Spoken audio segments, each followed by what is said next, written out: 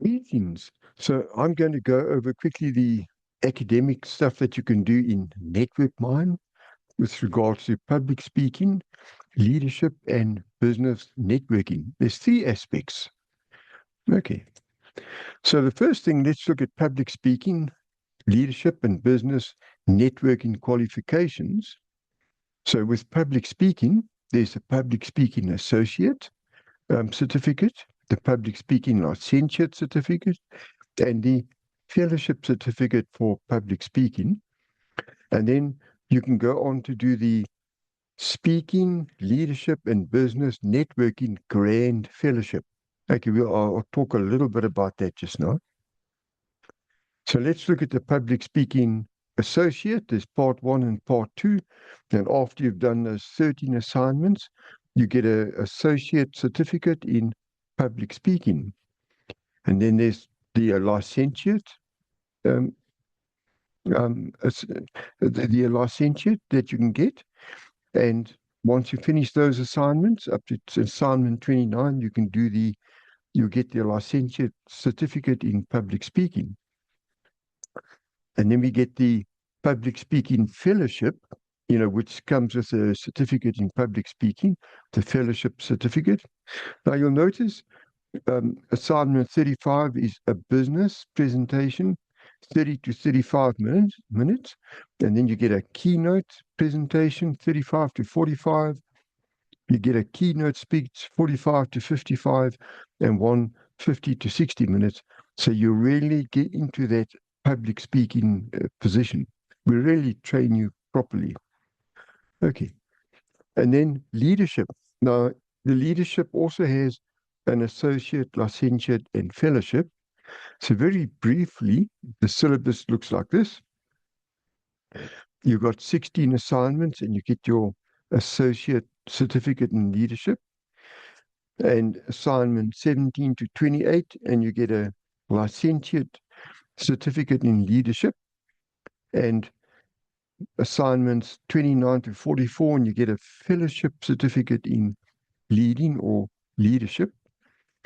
And then we get to business networking. So business networking associate, licentiate, and fellowship.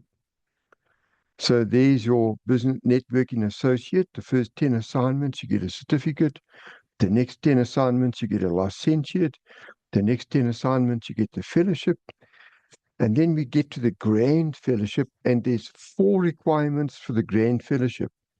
You must have completed the fellowship in public speaking, the fellowship in leadership, and the fellowship in business networking, and then you can do the grand fellowship assignments. Okay. So the grand fellowship is really very unique and something to be striven towards. And by the time you get to that, you've absolutely um, conquered your fear of public speaking. You can do speaking, you've learned leadership, you've learned business networking. And so as a business person, you've uplifted yourself. You've probably, if you work for somebody, had a job promotion, very likely, not guaranteed, but very likely. And if you're running your own business, you more than likely have got your business from not working to being quite successful.